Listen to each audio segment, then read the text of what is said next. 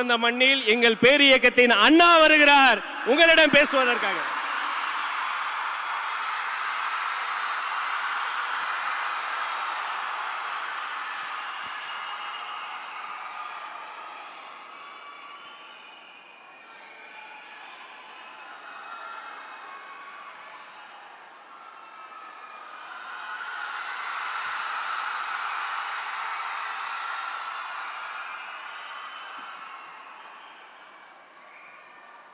நாட்டுக்காக உழைப்பதற்கு அண்ணா பிறந்தார்.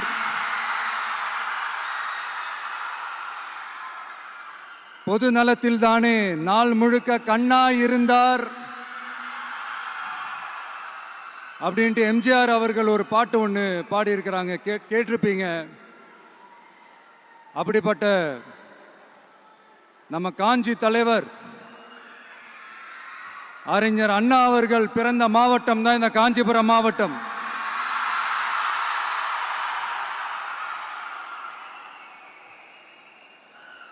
தன்னுடைய வழிகாட்டின்றதுனாலேயே தான் ஆரம்பிச்ச கட்சியினுடைய கொடியில அறிஞர் அண்ணா அவர்களை வச்சவர் எம்ஜிஆர். ஆனா அறிஞர் அண்ணா அவர்கள் ஆரம்பிச்ச அந்த கட்சியை அதுக்கப்புறம் கைப்பற்றினவங்க என்னெல்லாம் பண்றாங்கன்னு நான் சொல்லிதான் உங்களுக்கு தெரியணுமா என்ன? மக்களே, உங்களுக்கு தான் அது நல்லா தெரியுமே.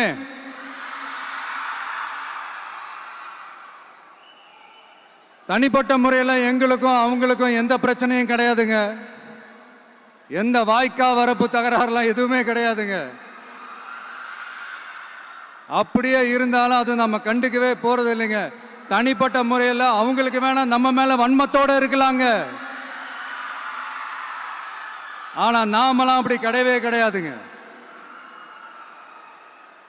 ஆனா உங்களை என்ன நம்ம எல்லாரையும் பொய் சொல்லி நம்ப வச்சு ஓட்டு போட வச்சு ஏமாத்தினாங்கல்ல,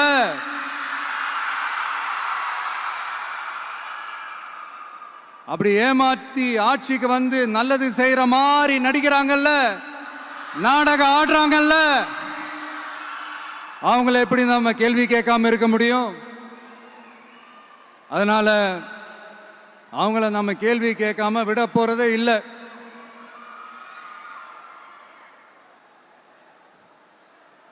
இதையே நான் காஞ்சிபுரம் மாவட்டத்தில் இருந்து நான் சொல்றேன்னா, தெரிஞ்சோ தெரியாமலோ இந்த மாவட்டத்துக்கும் நமக்கும் ஆட்டோமேட்டிக்காவே ஒரு கனெக்ஷன் ஒன்று ஏற்படுதுங்க.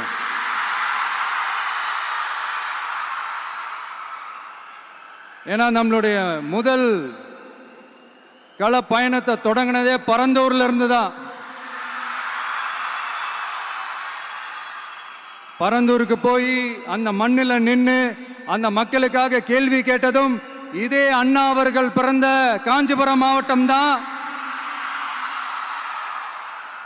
இன்னைக்கு ஒரு பெரிய மனவேதனைக்கு அப்புறம் இந்த மக்கள் சந்திப்பு நிகழ்ச்சிக்கு வந்திருக்கிறதும் அதே அண்ணா அவர்கள் பிறந்த காஞ்சிபுரம் மாவட்டம் தான்.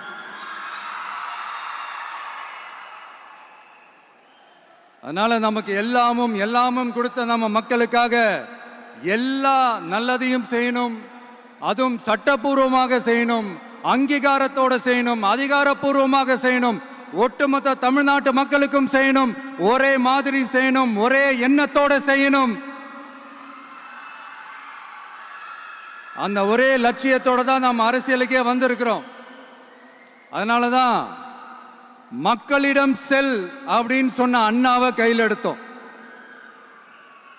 அவங்க சொன்ன மாதிரி மக்களை நோக்கி போறோம். ஆனா மக்களிடம் செல்னு சொன்ன அண்ணாவை மறந்தது யாரு?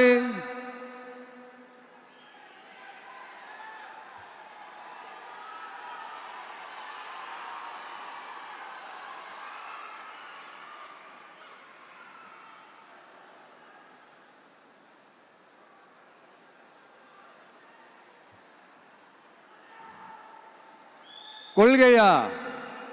அதனப்பா கிலோ என்ன விலை என்னன்னு கேட்கிற அளவுக்கு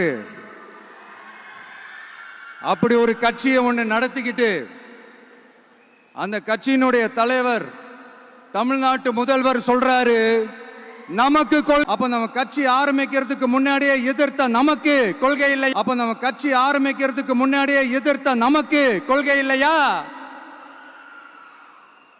வகுப்பு சட்டத்தை எதிர்த்து உச்ச நீதிமன்றத்துக்கு முதல்ல போன நமக்கு கொள்கை இல்லையா?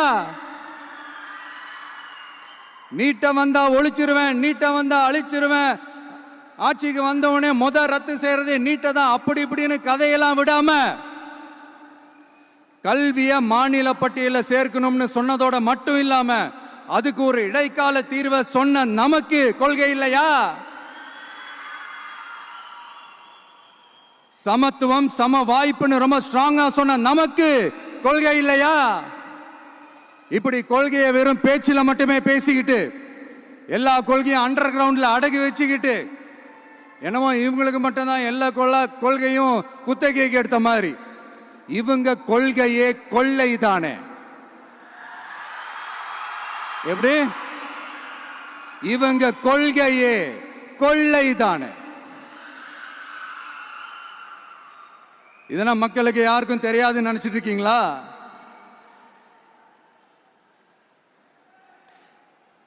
எங்க கட்சி ஒன்றும் சங்கரமணம் இல்லைன்னு சொன்னது யாரு? யார் சொன்னாங்க? ஏன் சொன்னாங்க? எதுக்கு சொன்னாங்க? இப்போ உங்க கட்சியில என்ன நடந்துகிட்டு இருக்குது அதையும் கொஞ்சம் யோசிச்சு பாருங்க, இதையும் கொஞ்சம் யோசிச்சு பாருங்க.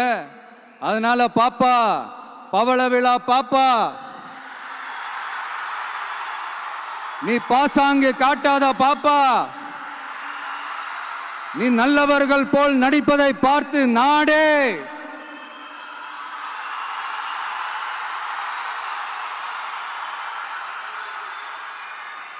பாப்பான்னு சொன்னோம்.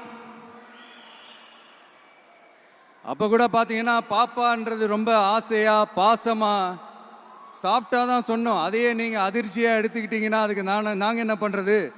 அதே நீங்க விமர்சனம்னு சொன்னீங்கன்னா நாங்க என்ன பண்றது? இன்னும் நாங்க விமர்சனம் செய்ய ஸ்டார்ட் பண்ணவே இல்லையே, இன்னும் நாங்க அடிக்க ஸ்டார்ட் பண்ணவே இல்லையே, அதுக்குள்ள அலர்னா எப்படி?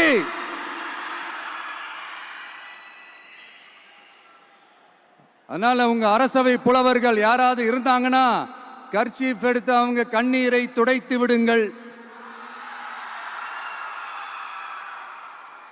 சரி, அது அவங்க பிரச்சனை, அவங்க பார்த்துக்கிட்டோம். நமக்கு எப்பவுமே மக்கள் தாங்க, மக்களுடைய பிரச்சனை பத்தி பேசுறது தான். இன்னைக்கு நம்ம காஞ்சிபுரம் மாவட்டத்துக்கு வந்திருக்கிறோம். இங்க மக்கள் ஃபேஸ் பண்ற அந்த பிரச்சனையை பத்தி நம்ம பேசி ஆகணும்.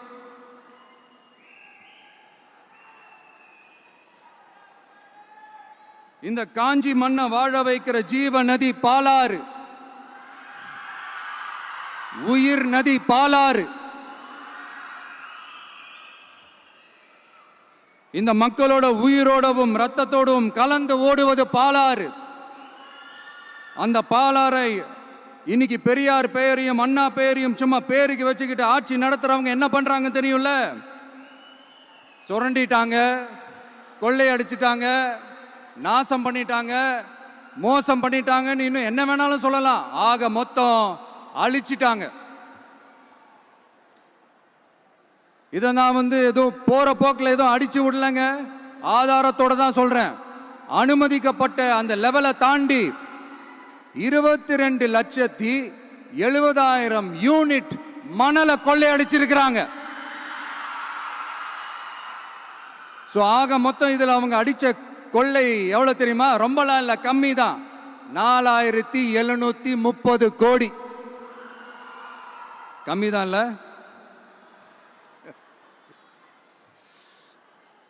இதுக்கெல்லாம் அவங்க ஆதாரம்லாம் கேட்க முடியாது. ஏன்னா இந்த ஆதாரம்லாம் ஆல்ரெடி கோர்ட்ல இருக்குது, அமலாக்கத்துறை டிபார்ட்மெண்ட்ல இருக்குது.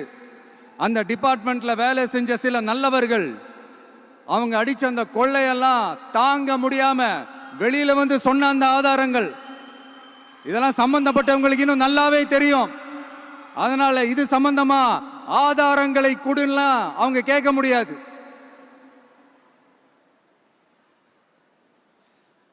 மணலை கொள்ளையடிச்சா நீர்நிலைகள் அழியும், ஏரி குளம் கண்மா எல்லாம் அழியும். இதெல்லாம் அழிஞ்சா விவசாயம் அழியும், விவசாயம் அழிஞ்சு போனா விவசாயிகள் அழிஞ்சிருவாங்க. ஆக மொத்தம் நாம் எல்லாரும் மொத்தமா அழிஞ்சு போக வேண்டியதுதான். இப்படி மேல இருந்து கீழே வரைக்கும் ஒரு கட்சியை சிண்டிகேட் போட்டு கொள்ளையடிக்கிறத கேள்விப்பட்டிருக்கிறீங்களா மக்களே? இதே காஞ்சிபுரத்தோட உலக பெருமை நம்ம பட்டும் கைத்தறி துணியும் அதை தயாரிச்சு கொடுக்கிற கைத்தறி நெசவாளர்களும் தான். காஞ்சிபுரம் பட்டுன்னு சொன்னா உலகத்துக்கே தெரியும். ஆனா அதை தயாரிச்சு கொடுக்கிற நெசவாளர்கள் நிலை என்ன தெரியுமா? வறுமை, துன்பம், கந்துவட்டி கொடுமை. பட்டு கைத்தறிக்கு கூட்டுறவு சங்கங்கள் இருக்கு, பருத்தி கைத்தறிக்கும் கூட்டுறவு சங்கங்கள் இருக்கு. சுமார் 40,000 பேர் அதில் உறுப்பினர்களா இருக்கிறாங்க. அது போக சாய தொழில், தறிப்பட்டறை தொழில் இதை நம்பி 40,000 குடும்பங்கள் இருக்கு. ஆனா அவங்களோட ஒரு நாள் கூலி எவ்வளவு தெரியுமா? வெறும் 500 ரூபா தான். அதை கொஞ்சம் அதிகப்படுத்தி கொடுங்கன்னு போராடி போராடி பார்த்து ஒன்றும் நடக்கல. இதோட அவங்க கஷ்டம் முடிஞ்சுதா?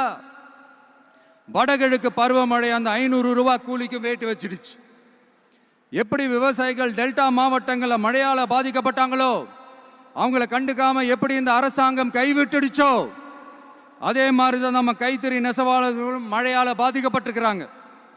அடுத்து இந்த காஞ்சிபுரம் மாவட்டத்தோட பஸ் ஸ்டாண்டு 60 வருஷத்துக்கு முன்னாடி கட்டினதான்.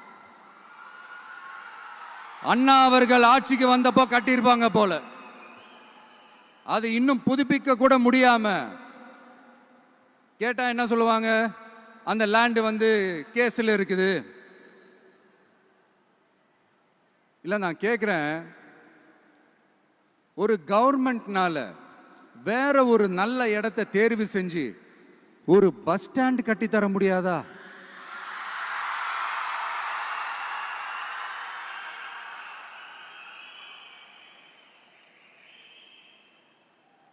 பிரச்சனை என்ன தெரியுமாங்க? அவங்களுக்கு மக்களை பத்தி யோசிக்கிறதுக்கே நேரம் இல்லை. அதுதான் பிரச்சனை. அடுத்து பாலாஜாபாத் பக்கத்துல அவலூர் ஏரி இருக்கு. அது பாலாற்றை விட உயரமா இருக்கு. அதனால என்ன ஆகுதுன்னா, ஆத்து தண்ணி ஏரிக்கு போக முடியாம போயிடுது. அதை சரி பண்ணி அந்த இடத்துல ஒரு தடுப்பணையை கட்டினா ஏரி நிறைய தண்ணி நிற்கும். அப்படி நின்னா அவலூர் மட்டும் இல்ல, ஆசூர் உட்பட இன்னும் எத்தனை கிராமங்கள், எத்தனை ஆயிரம் ஏக்கர் விவசாயம் நல்லா நடக்கும். இதுக்கு இன்னும் எத்தனை வருஷம் மக்கள் கோரிக்கை கொடுக்கணும், மக்கள் போராடணும். இந்த பிரச்சனையெல்லாம் இருக்கிற அதே காஞ்சிபுரம் மாவட்டத்தில் தான் பரந்தூர் ஏர்போர்ட் கட்டுற பிரச்சனையும் இருக்குது. அந்த பிரச்சனையில கண்டிப்பா நாங்க விவசாயிகள் பக்கம் தான் நிற்போம். அதுல எந்த மாற்று கருத்துமே கிடையாது. இந்த கவர்மெண்ட் பரந்தூர் விவகாரத்தில் எங்களுக்கோ இல்ல விவசாயிகளுக்கோ எந்த விதமான காரணங்கள் சொல்லி எஸ்கேப் ஆகவே முடியாது. இப்படி மக்களுக்காக மக்களோட பிரச்சனைகளை எடுத்து பேசுறதுனால இப்போ ஆட்சியில் இருக்கிறவங்களுக்கு நம்ம மேல ஒரு ஆத்திரம் வரத்தானே செய்யும்.